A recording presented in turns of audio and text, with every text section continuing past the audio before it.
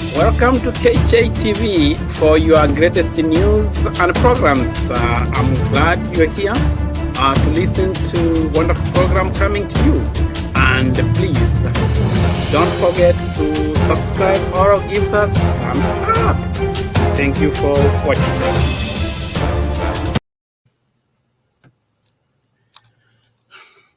Hi, welcome to KJTV, and we have today's topic. We're going to talk about what it means to be a father today. It is quite an interesting topic, what it means to be a father today.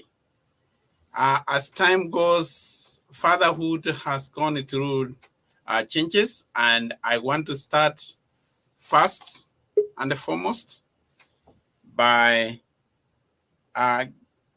wishing everybody happy Father's Day.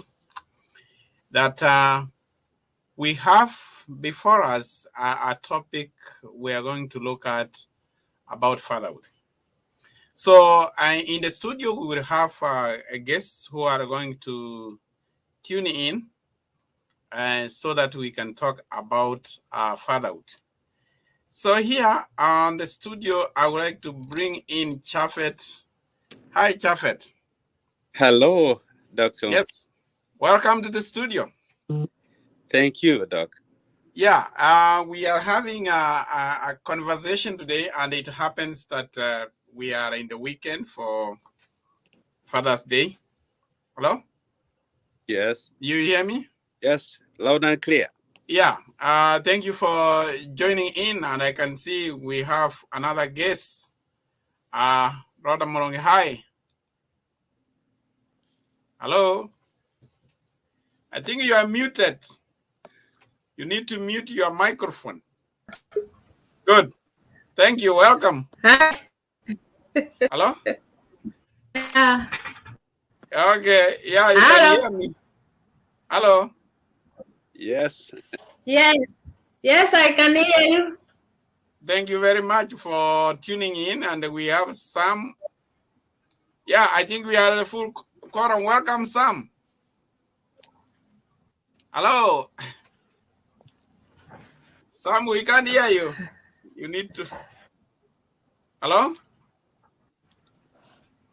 Hello? Yes, Sam? Hello? Hello? Sam is having, it's muted. You are muted.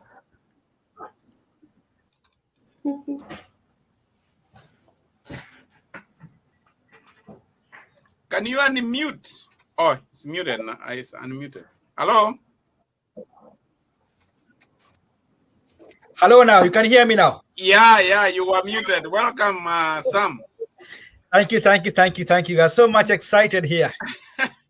Thank you very much for all of you joining in. And our topic today, as you heard, is what it means to be a father today. I know you have experience about this, but first and foremost, I would like everybody to take time to introduce himself. So I will start with Chafet. Thank you again, Dr. Mandi, for welcoming us to welcome to this edition. I'm glad to see my a long time. I haven't seen a couple of months. Again, my name is Elder Japheth Square Kimaiga. I'm also the chairman for Manyagetinga Advisory Council. I'm glad to be here. Okay, thank you very much. Rhoda. Rhoda is having a problem. Yeah, I'm Rhoda Moronge. Yeah.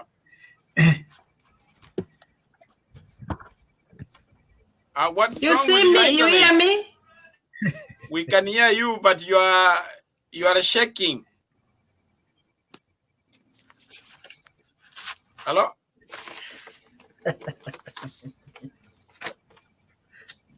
Hey, Rhoda. Hello. Okay. Yeah, okay. You are okay now. Okay, Sam. Well, Okay.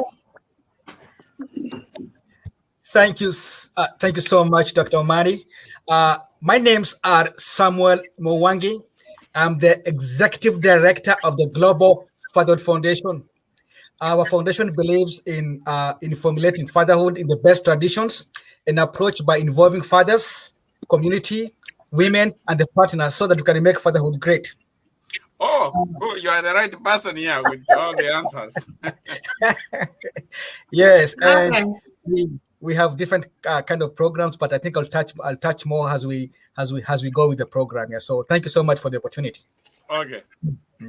Rhoda, we didn't hear you very well. Yes. Yes, my name is Rhoda Moronge. Okay. I am a social worker. I'm a family life advocate and a messenger. I also have worked with women empowerment and all projects pertaining to family life in relation to health living in families. And I'm a nurse by profession. Okay. Thank you very much for your time. And I want to wish all of fathers happy Father's Day, including Sam and Japhet. Rather, you can extend this to Mr. Moronge that we say Happy Father's happy Day Father's. to all fathers. Yeah? Happy Father's Day to everybody. Thank you. Now, fatherhood is something very sacred, and there is a lot of changes which has occurred. And I want to give you brief statistics of some of the things about fatherhood. 43% of children are without fathers, according to the current US Census Bureau. 90% of runaway children and the children that are homeless are from fatherless homes. 80% of rapists with rage are from fatherless homes. That is according to the National Institute of Justice. 70% of minors in state facilities come from fatherless homes. Those are staggering statistics.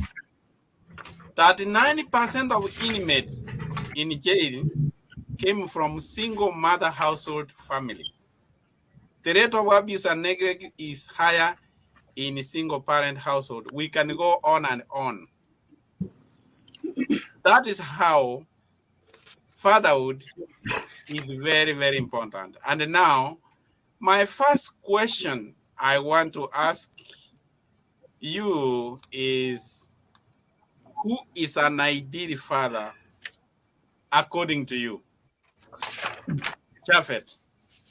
Thanks once again, Dr. Mandy. But before I answer that, if it's okay with you, allow me, other than say it, happy Father's Day, to express that as we talk today, we have two tragedies, of which one our own community, Pastor Lee Kinyaberi, lost his father back home.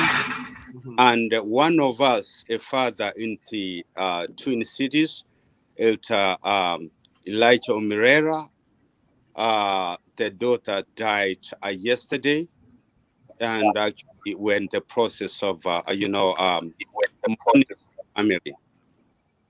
Now, back to the question, one of the factors that I want us to realize, and as again you put it so well about the percentage of those fatherless, about 70% where there's no father, there's always trouble. 39% of those who are in jail, based on that factor that we need both a father or the both parents to be in the midst.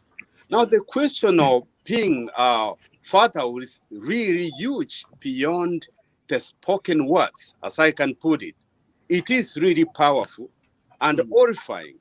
It's full-time job when you find yourself to be you are the father, and therefore to begin with actually raising children with respect and respecting others, and the ability even to give love to others is a unique that calls upon each and every one of us to be able to be accountable. And therefore, again, as we can say here, we are all being called upon to be this stewardship in our families, to stand firm in solidarity among not only children, but our spouses, to make this a reality. Without so doing, we'll be kind of facing challenges that we cannot be able to address. And I'm glad that tonight we do have, my colleagues, Brother Sam and Sister Morong. We're here to be able to share the ideal ways, our best we can be able to come close if we have to make a meaningful change and the impact in our homes and in our community as well. Thank you, Dr. Omandi. Okay, Sam, what can you say about that? Well, Elder Kimaiga, thank you so much to see you again, my good friend. It's always motivating me to be an advocate and continue to do my job. Nice to meet Rhoda Morangi. I don't think we've met before, but from now on, I think we're gonna have to create a network of support. We can work together. So who is an ideal father? To me, an ideal father is a father who is more engaging. A father who is a doer. A father who wants to learn. Believe me, like now. Special guest here is our fathers. They are going through a lot of transformation in the community.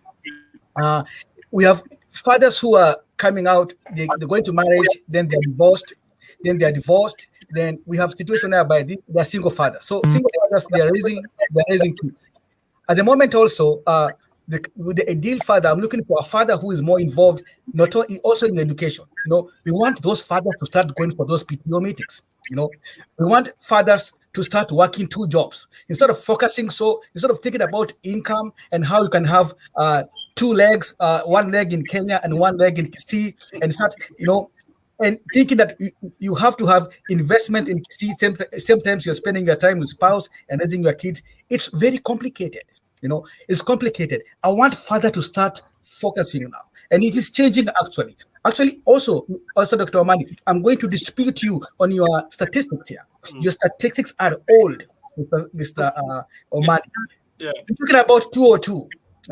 Right now we are in 2019. Have you looked at the statistics? That means that Mr. Mwangi is not doing his job. I'm sleeping on my job. Mr. Mwangi, I'm not sleeping on my job. I'm doing something, believe me. This is 2019, not 202. That's what I could get, but you can update it. Thank you. Okay, Rhoda, you are here. What is an ideal father to your children? Okay, thank you for giving me this opportunity. What I could say is that before we go further, anybody can be a father, but not everybody can be a dad. Yes. So we need to define the word father and a dad, and then we'll find out who is the real man of the house. So from my definition, I found out that a father is anybody who can donate his chromosome to the woman. There's a Y chromosome and X chromosome in biologically. In simple terms, to provide his sperm to create a human being, and his duty is that. Well, our dad, he also donates a sperm as well as there for his family. That's the difference. So from that context, if you look at in Africa, if you ask many of the people, many of the men in Africa, they are fathers, they are not dads. Because they don't even know, most of them, they are not present. They just wake up in the morning, they go, they don't know what's going on. But the family, the family have their names. A child is born, is a dad child. But the way the child is being brought up, what basic needs, most of the men, they don't know, whereby it becomes the job of a woman to carry on that. So from this divination, who is the really dad? The really dad is both a father and a dad, because a dad contributes on to create a child and a son. But the dad should be a father, and also is there to see the welfare of a child, the daring or bringing up. So we can really what struggles to do about a child and make sure that the child meets his basic necessities. He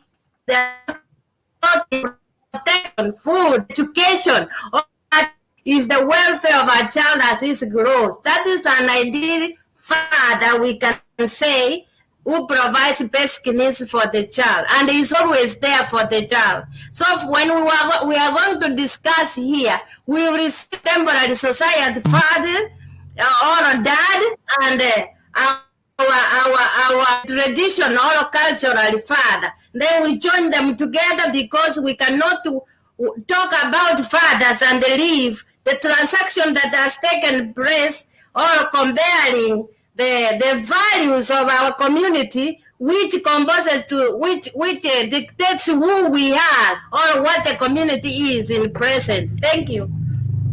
Okay. Now, she has brought a new perspective that there's a difference between father and the dad. What is your take on that, Javed? Once again, actually, she has done very good. I should thank you for that. One of the factors I want us to look is that, if someone could ask, what's your purpose as a father? I am a father. What is the purpose? One of the characters we can see is that, is having a sense of purpose makes a dad or a father healthier, happier, stronger to face any challenges as our kids grow. But also, Dr. allow me to add that actually having a relationship with my kids, nurturing them, getting them to know, to know them, and even helping to shape them and guide them should be something never to be ignored. Sometimes to be there, you have to be proud that I'm proud of being a father because fatherhood is very important as far as we are concerned.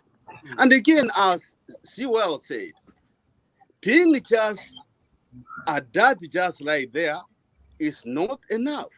If today you ask that, how have you impacted the life of your child of any kind? That question we ask and take it very personal is the same way that it has to speak to me before it can speak somewhere else.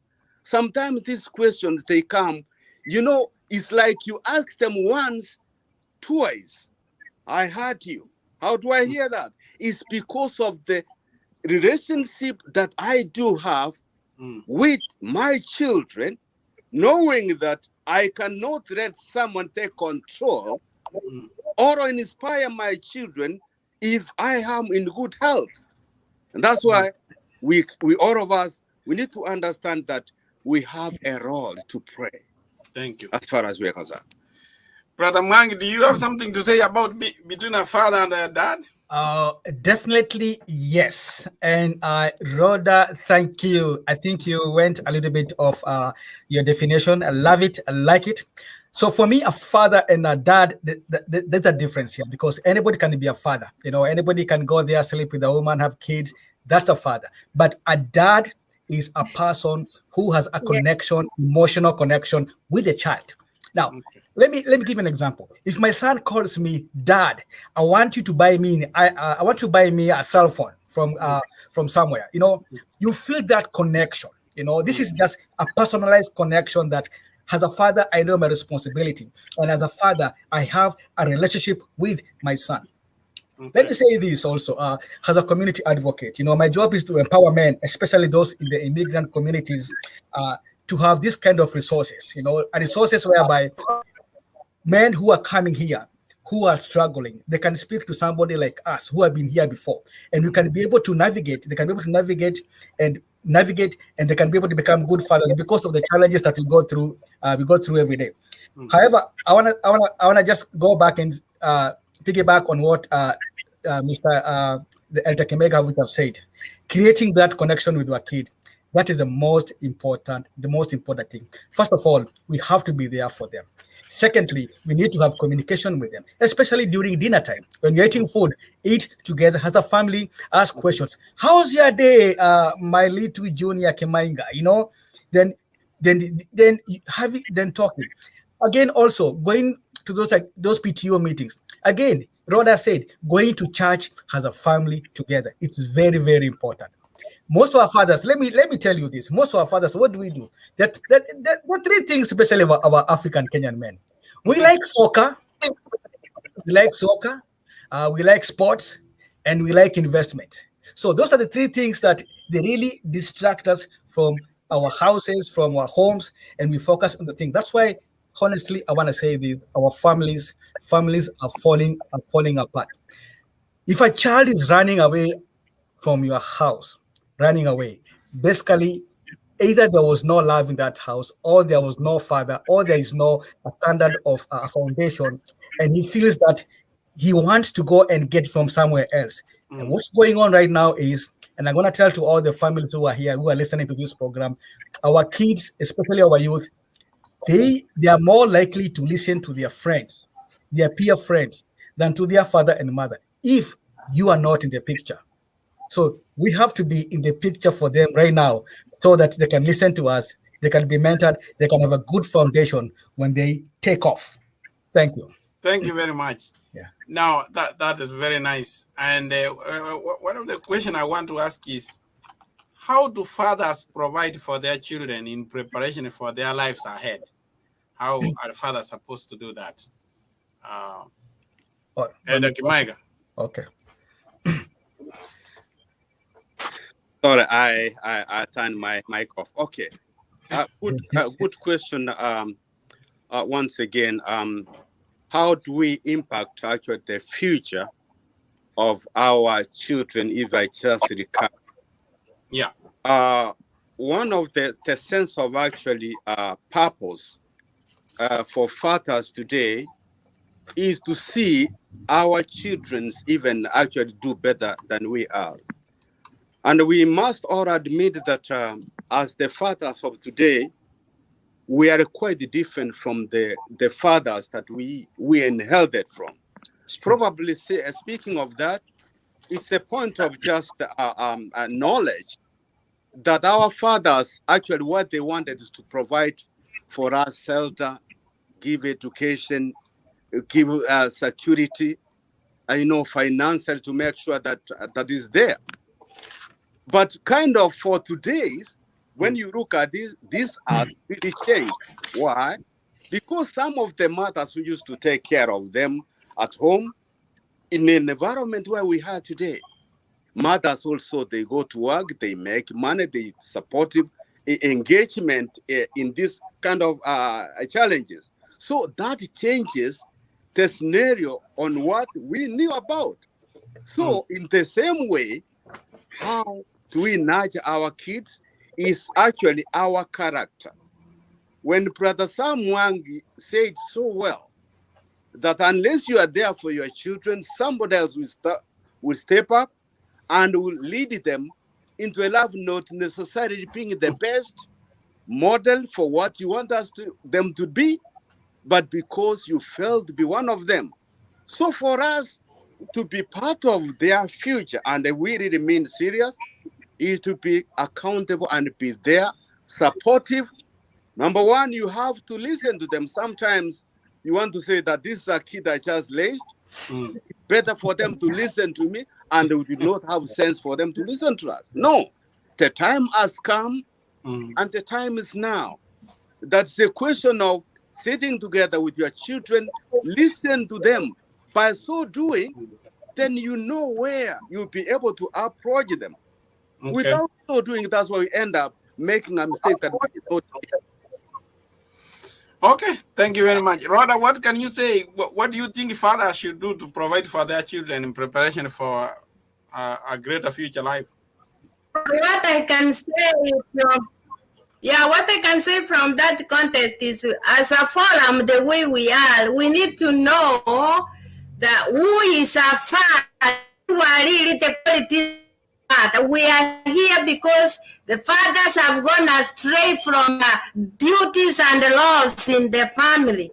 So we have to feel this biblically. Who is the father? The father was to be the head of the family, to hold the steering. He had to set rules and be the pillar of the family. I'm coming in as a woman just as an helper. So for that case, we need to know exactly what were the duties and the laws of this father, and where have they gone astray? When we are talking about them, it's like they are not doing their roles properly. They are not doing their duties. What now we are here to discuss? What has bewitched them? How far have they gone as carrying out their duties they were supposed to do? A father in this case is a leader of the family. He's a visionist, somebody who has a vision for his family. He's a father can stand and the kids will say it's a kind of a figure, power figure in the family. When kids see a father, they see protection, they see power, they see the future in a father. So in this case, a dear father, in culturally, father was ruled with dynamics.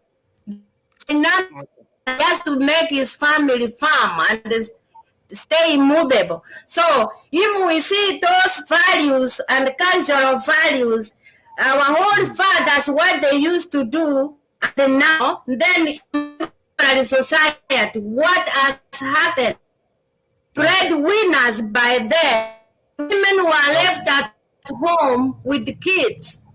Likewise, in this situation now, find both parents will leave even kids at home or with the maids or the house girl.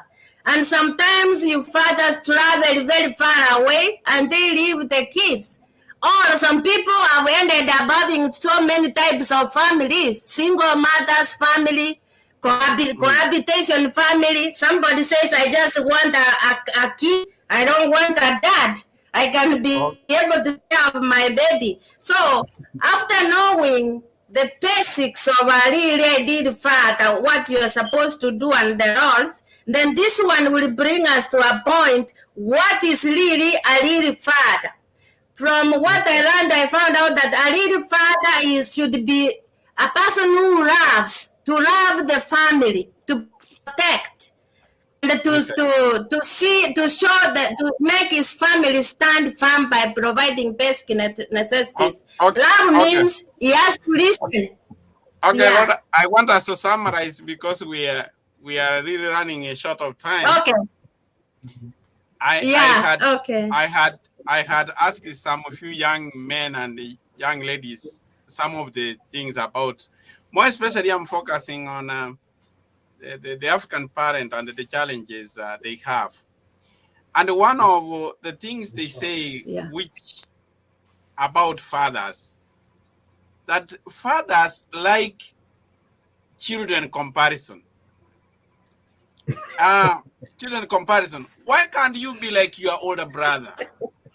How and this affects. I want you to let us discuss on that.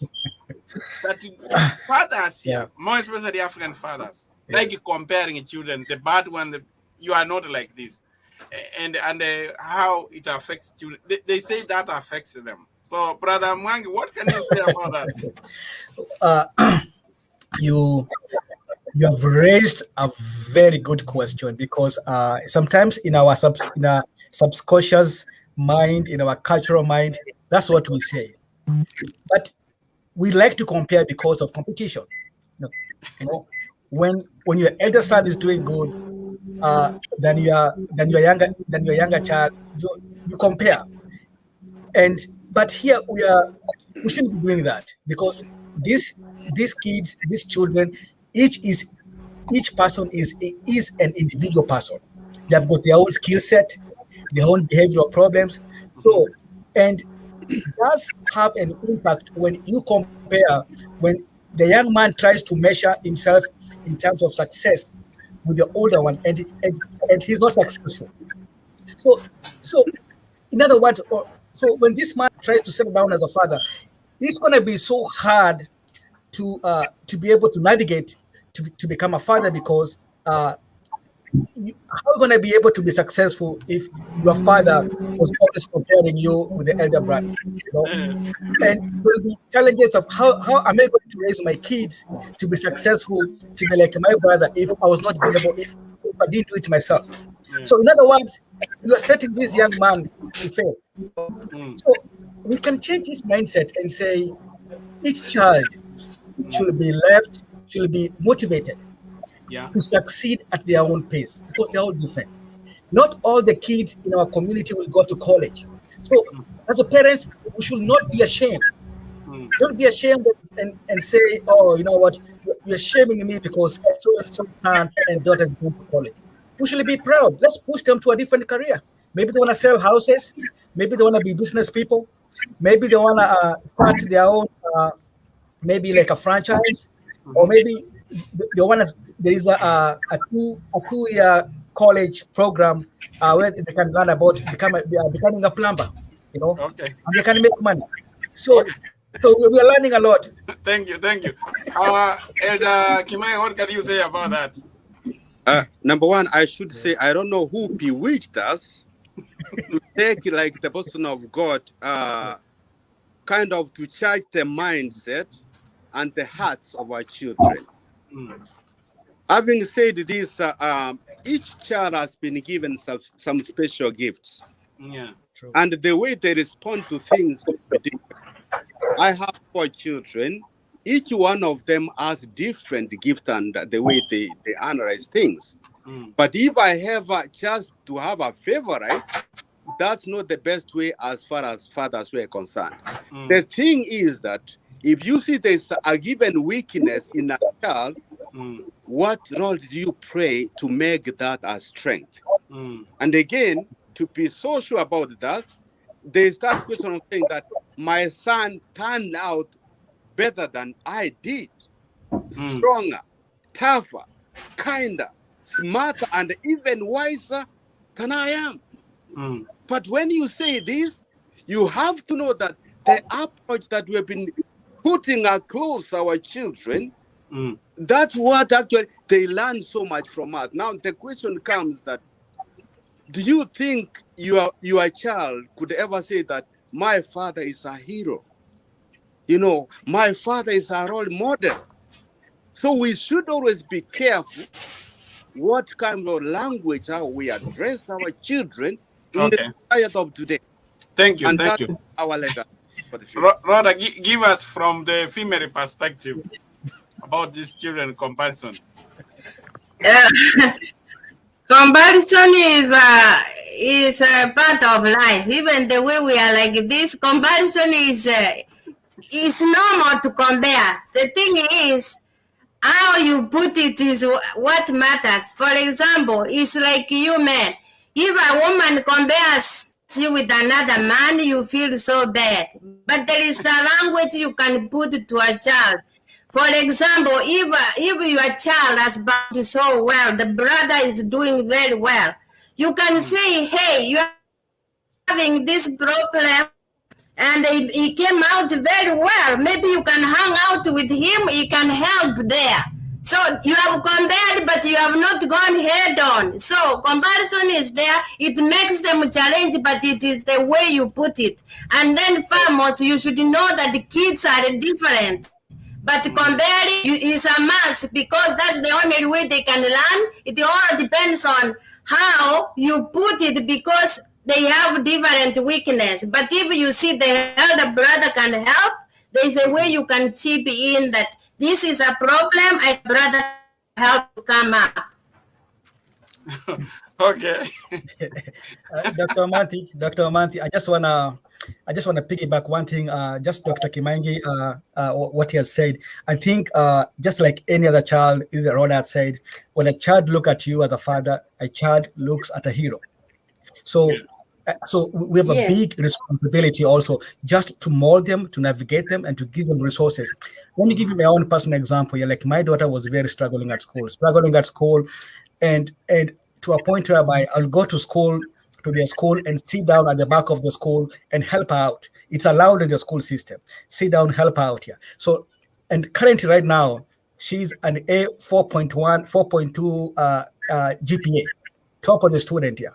So Yes. when we give our child all the support and we deny that sacrifice for us for their success, and the child sees that, believe me, they are willing to work hard also. So like Dr. Rod have said, I think we can approach in a different way, but also don't feel like. Also, let's ask questions here. I would like to ask Dr. Kimaiga, how are you successful with your children? Rhoda, how are you successful? So we can be able to interact, we can share resources. I don't want to stick to my old way of Kikuyu things, of cultural things, of thinking one way. I want to get ideas from other people in the community who are successful, how they'll be able to navigate this. So my children also could be successful. So sharing resources is good. And I think we are starting right now to learn a lot. Thank you. Yeah. Thank you very much. And another question, a comment. This is a comment from the youth. Elder Kimaga, I would like you to answer this. This is a comment from a young man who is 31 years old. There's nothing that turns me away like a father who preaches religion, but who does not truly work with God. We had a long discussion about it, so I thought I should bring it. And this is where we say you want to bring your children to know God, but they are kind of having that issue where they feel like you are preaching religion to them, but you are not walking to God. What can you say about that? You understand the comment from George? Number one, Dr. Mandri, that's a fair question and a concern from our youths, our young ones. Basically, it's not the best time for me to go deeper into that, but I want to say this. These children, they are smart. This one time my son was preaching, and they said that I can tell when my father is telling the truth.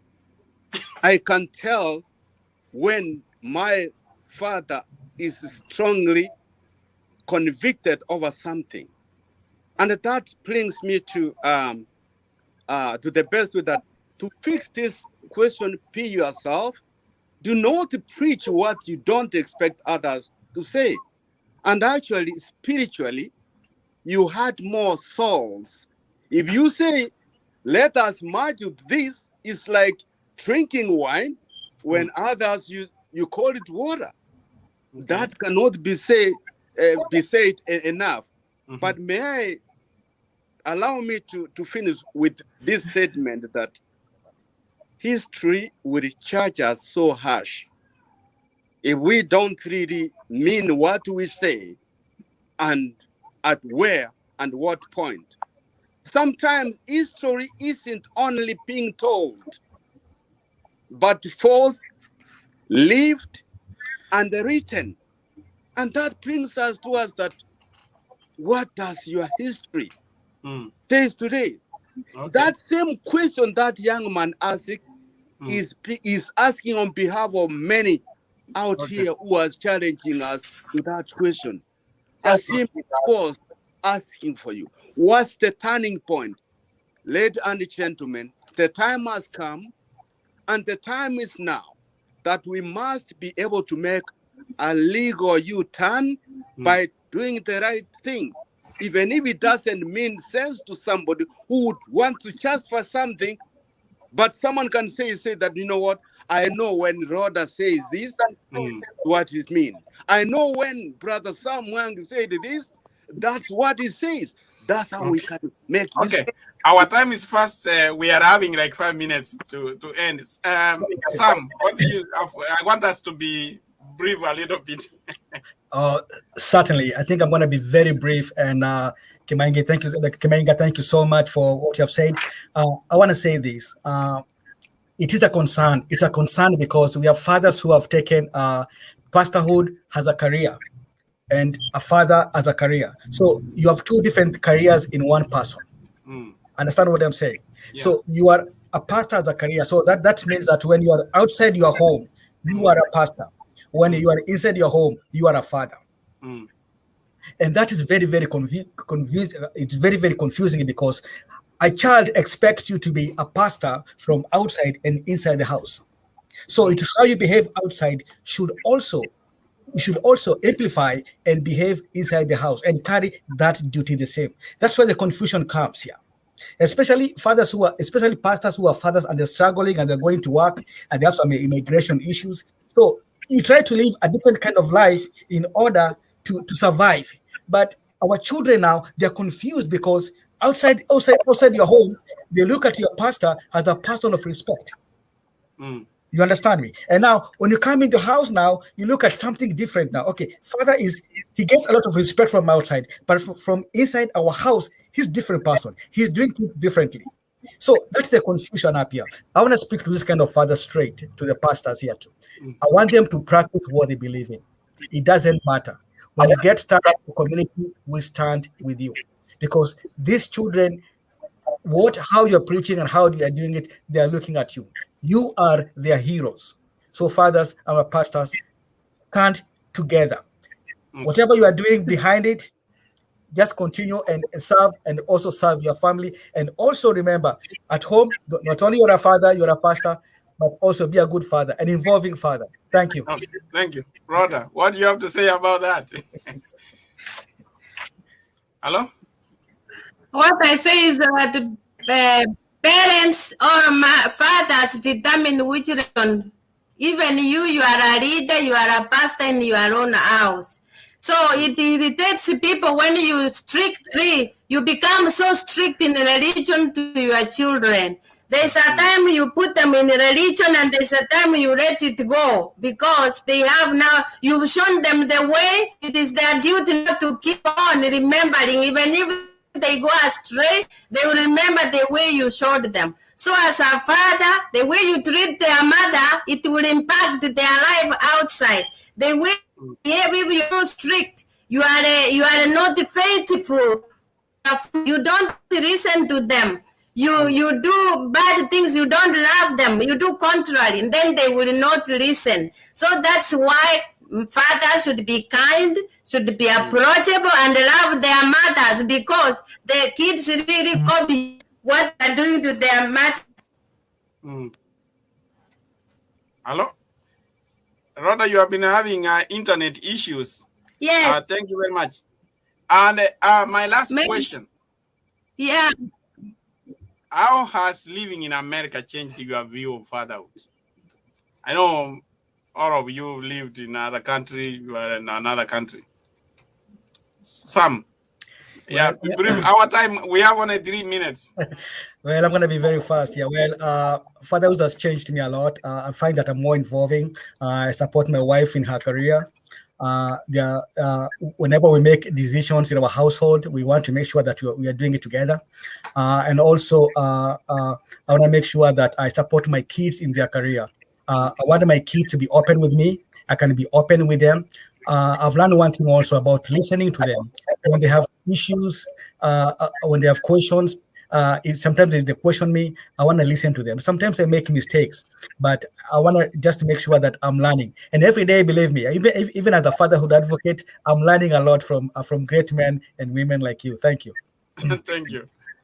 Jafet. I think I'll talk about when we talk about life changing in America. One of the factors I can say is that is America changing you or you are changing the American style?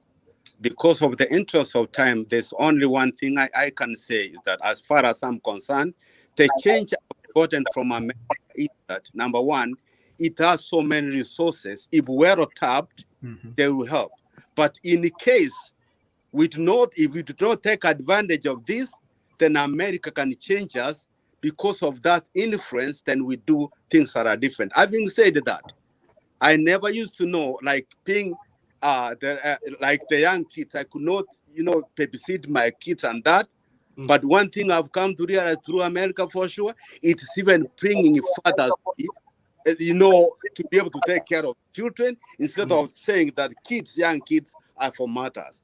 That one, I'll tell you, even those my main counterpart watching at me is that way, because of that anyone can work. It's a question of balancing issues. If well used, it is the best way we can take a control of some obstruction and understand where we came from, where we are, and our destiny. That way, we'll be happy for where we are. Thank you so much, Dr. Mandy, and my co-sponsors. Okay. Rhoda, you have something to say? Actually, our time is over, but you can say something about any changes you have seen. Let me say something. I've seen it helps when we discipline, teamwork in disciplining our kids together. And then we can have time out, vacations, or being scheduled, taking kids to their activities. They have at school, helping them with homeworks. And for that case, you find we have time together, maybe weekends, and work around our schedule, help with our stores, help us have time and listen with our kids to talk their views every day. Okay. Okay, Brother Sam. I just want to piggyback to what Rod have said and what Kibag have said. One thing I want to encourage, I want to talk to the fathers and the families, especially in our communities. Please, on your days off, when you get that 1 week or 2 weeks, please take vacation. You know, it's important. You need that stressing time to spend with your family, time to bond, because we work so many hours. I know it's a very stressful life here. We have to pay bills, but that 1 week is very important. Don't go to Kenya and leave your family here alone. You enjoy, then you come back and expect them to be the same. No, they're going to be bad. Another thing also, let's start bonding with our children. Make sure that they know our homes, they know our background, they know where you come from. They start having those cultural integration with our families, Yes. Our Central Province culture. So it's very important, because we want these kids to grow up and understand that they have a culture and they're prepared. Because I've seen, especially with our brothers here, the African Americans, when you have those conversations here, they lack that, you know. But we have opportunity to fix that in our community. Thank you. Maybe Thank you very much. Monday, we used to address where families are separating so much in such a wonderful country, environment, than where we used to have poverty. You know, maybe that's a topic for another day. So yeah, we can do it. Thank you, gentlemen. I know you are very busy. Sam, Rhoda, and Japhet. I know you have very busy schedule, but I really appreciate that you come, and we can have more discussion in the future. So thank you for your time. Yes. And may God bless you.